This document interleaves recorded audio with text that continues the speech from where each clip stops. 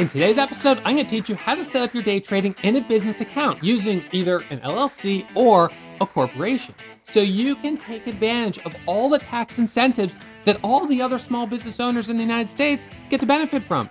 Many day traders don't think of themselves as small business owners, but in fact, through the eyes of the federal government, if you achieve trader tax status, which you will if you're actively trading, you can deduct all of the reasonable and necessary expenses related to trading.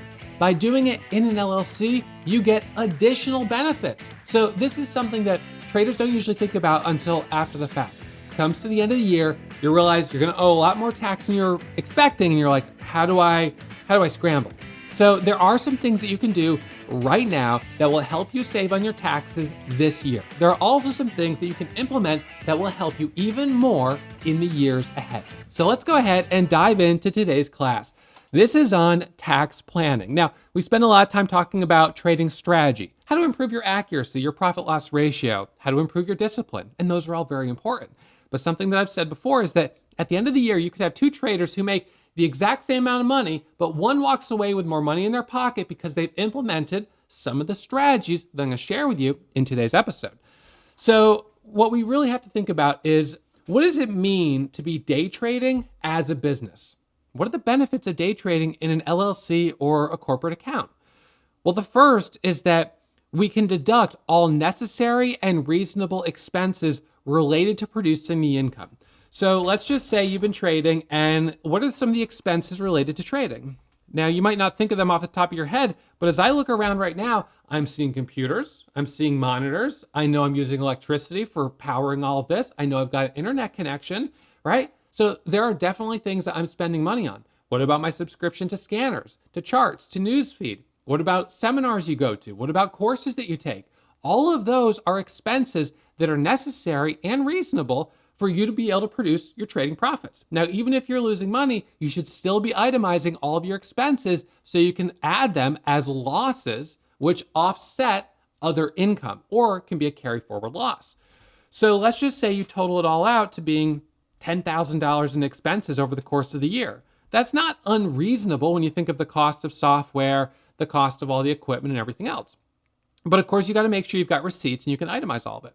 So the first benefit is being able to itemize all of those deductions and those expenses and deduct them against your income.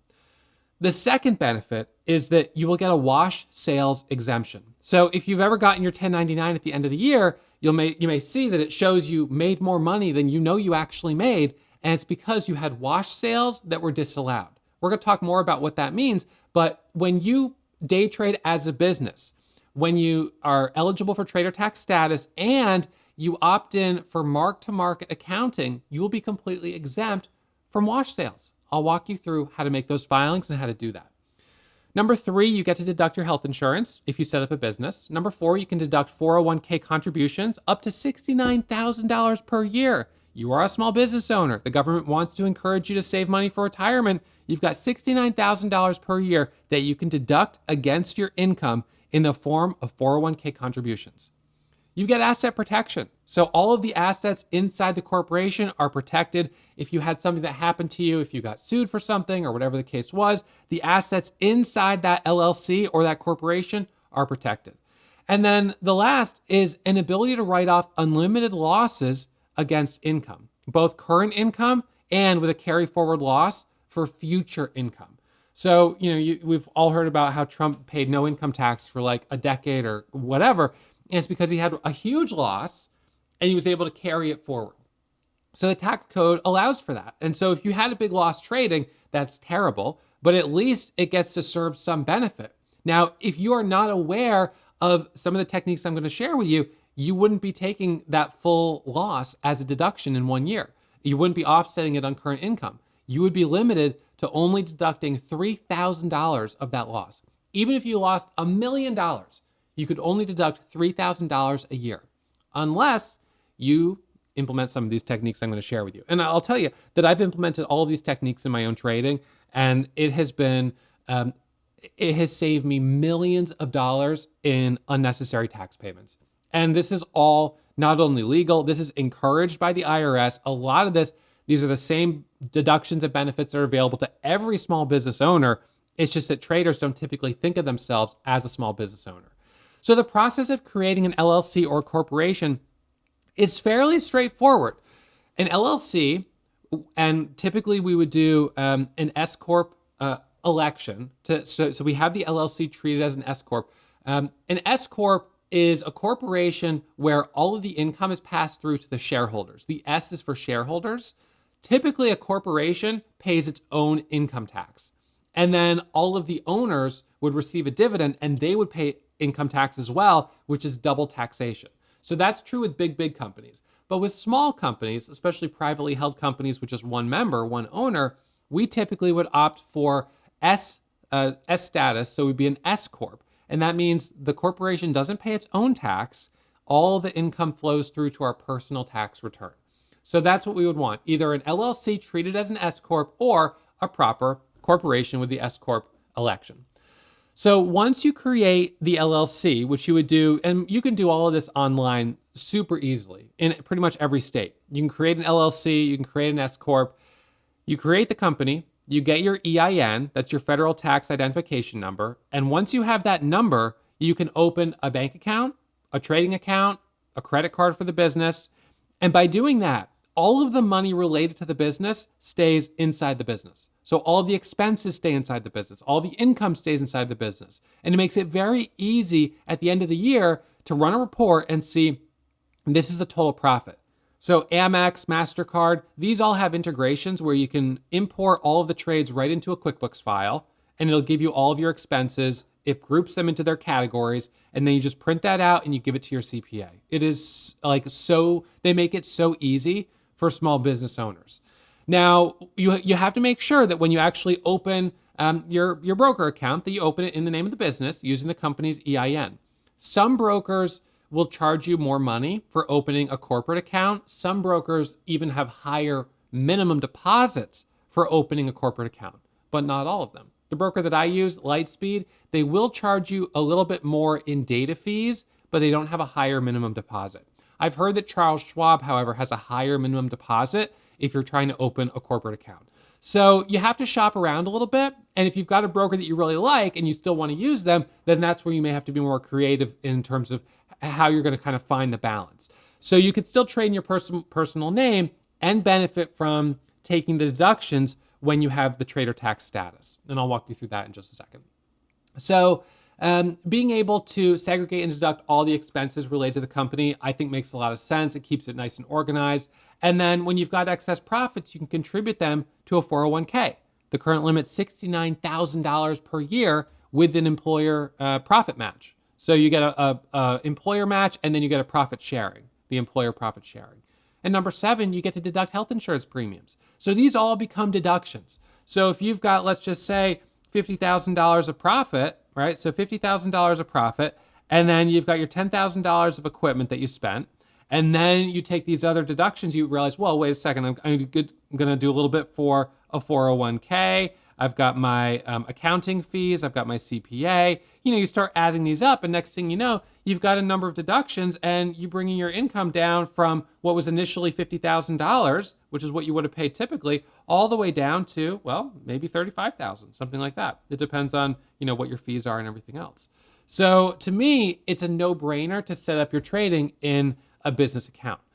Now, when you go to the IRS, on their website, they have a section called Topic 429.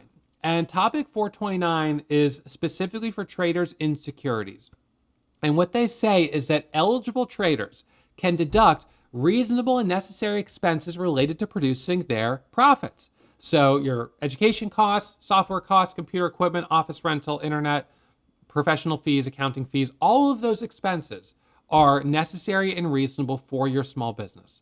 So in order to be eligible for the trader tax status, you have to meet all of the following conditions. You've got to seek to profit from daily movements in the market. Easy. Your activity must be substantial. Done. You must carry on the activity with continuity and regularity. Easy. These are all done. Now, if you were to get audited, some additional factors that the IRS agent might look at would be your typical holding period for securities bought and sold, the frequency and dollar amount of your trades during the year, the extent to which you pursue the activity to produce income for livelihood, and the amount of time you devote to the activity. Now, I think it's fairly safe to say that anyone who is a full-time trader, who's trading most days out of the week, who's sitting down trying to trade the market, even if you do also have a W-2 income, if you're focusing on trading and it's your goal to make that your bread and butter, then you would be eligible for trader tax status. Now, as always, I would encourage you to consult with a CPA and make sure that they agree before you make any changes in your accounting status or the way you're filing. So always make sure you consult a CPA. I'm a trader, I'm not a CPA, but this is the stuff that I've learned over the years from my own accountants and just from my own experiences creating accounts and creating the businesses and setting it up so I can take advantage of the same small business deductions that everyone else gets. Now, when you are eligible for trader tax status, you can write off all the expenses related to trading, which is great, but you'll continue to face wash sales and you're limited to $3,000 a year in capital losses. So if you had a year where you lost $50,000, you would actually only be able to write off $3,000 of it against your current income. And the remaining $47,000 you would be able to carry forward and take $3,000 a year for the next 20 years or whatever it is. It would take a long time before you can fully utilize all of those losses. So what most active traders are going to want to do is, look, if they take a big loss, it's not ideal, but you want to be able to write it off against current income like today. And so what we end up doing is we have to file for mark-to-market accounting in order for our wash sales to be disallowed and for us to have an unlimited amount that we can write off in losses against income.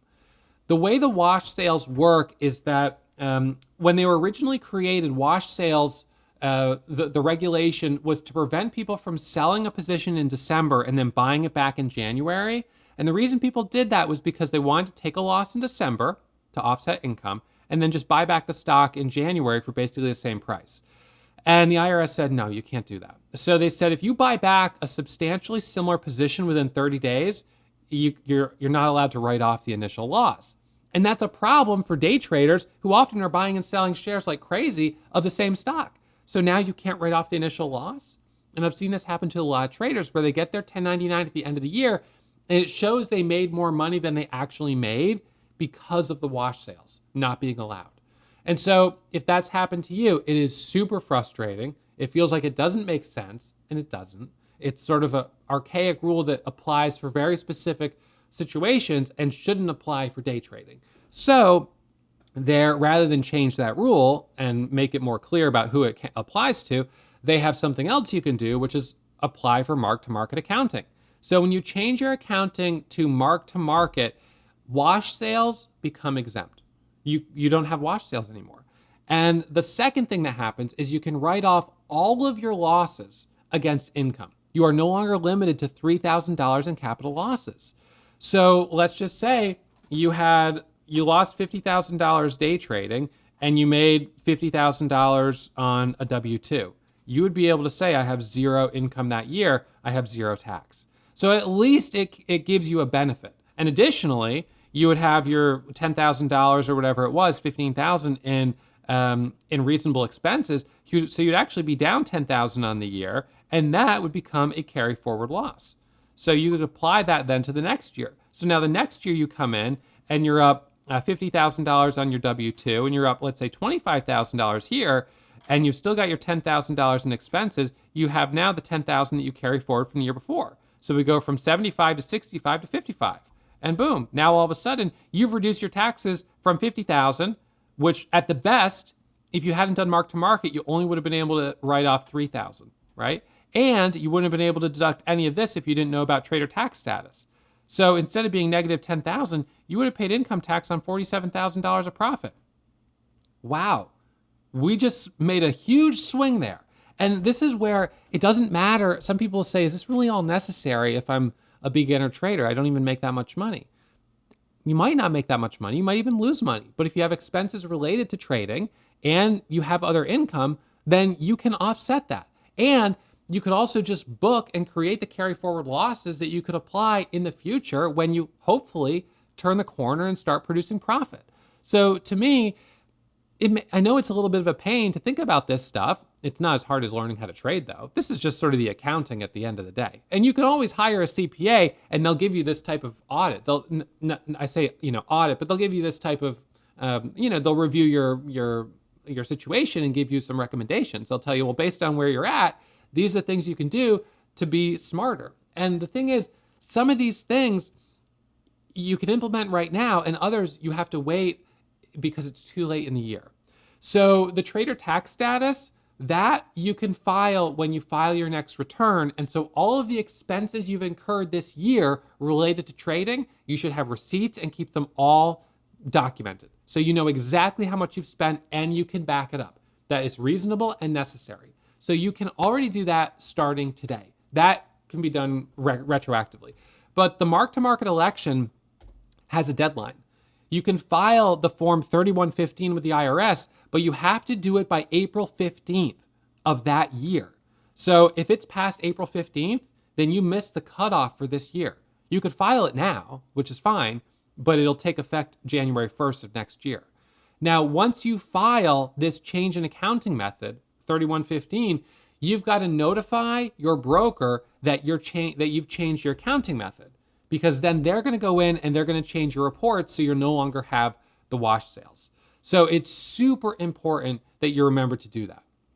So now you know how to set up an LLC or an S Corp. Both of these can be done on your own. You can also, of course, consult a CPA or an attorney to help you set them up and to file it with the Secretary of State. They're fairly straightforward. People set these up all day, every day. I mean, they're very common. These are the two most common companies for small businesses. And the reason is because it's a pass-through entity, so you don't have double taxation. But by doing this, now you get to reap all the benefits that all the other small business owners get. You can make contributions to a 401k. The company can make them for you. You're the only employee, but you get to make those contributions. You're entitled to make up to $69,000 a year. That's the current limit. That's a huge amount of money that you can put into a 401k. And let's just do a scenario here where you make $500,000 in trading profits. All right, you make $500,000 in profits from the business. $69,000 goes right into the 401k. Boom, that's done. So now you've saved $69,000. Let's say you've got $21,000 in expenses related to running the business. So now you're at $90,000. You don't have to worry about wash sales. You made $500,000 trading. It's not inflated because of wash sales. That's what you made. Now you've got your 401k, you've got your expenses. So you just reduced your taxable gain from $500,000 to $410,000, right? Now you pay yourself some wages, right? That's the money that you take for yourself for covering your cost of living. So let's just say in this scenario, you're taking, $20,000 a month. So minus $240,000. So now you're down to, let's see, so 210, so now you're down to $170,000 that's still sitting in the account at the end of the year. Now with that money that's still sitting in the account, you can do a couple of different things. Number one, you could say, all right, it's $170,000, that is income, so I'm gonna pay my income tax on it, and it is what it is. You could consult with your CPA and an attorney and ask if there's investments that you could make that give you a tax deduction. There are certain types of investments that you can make that give you a investment tax credit, like investing in solar. So you could buy a $170,000 solar farm. You get bonus depreciation. You can deduct that against your income. And then for the next 30 years, you're getting an annual residual income from the solar farm. You can invest in a self-storage unit. You could invest in an RV park. There's a lot of investments that are specifically targeted for people that have high income, because those types of investments include tax deductions, bonus depreciation, or investment tax credits. And those are the way that the government subsidizes and incentivizes people to invest in certain areas that they deem worthy, right? They give you that for solar. They want you to invest in solar. And so you get this incentive. So now you can start to think about, ways that you can take the excess profit that you've got, and rather than just pay, 35, 40% tax on it, whatever, it happens to be at your income bracket, now you could start to reinvest that money and build your net worth. This all comes back though to the beginning, which is treating day trading as a business. Because if you're not claiming your trader tax status, if you're not doing mark-to-market accounting, you're already way overpaying. You're not taking your deductions, you're dealing with wash sales. So just by doing those two things, you're taking a big step forward. By incorporating and trading in a business account, now you've unlocked more things you can do. You've got your 401k, you've got your health premiums that you can deduct, you've got other things that you can do. And now you want to start treating this as almost like you're an investment account manager. Now you've got your trading, but you've also got long-term investments. And this is how the top 1% of traders scale up their net worth. You got to think about this as a business. All right, so I hope you found this really helpful. As always, please consult a CPA before making any changes with your taxes. If you have any comments, please put them below. I'll come back and answer them. And I hope you subscribe to the channel, and I'll see you for the next upload real soon.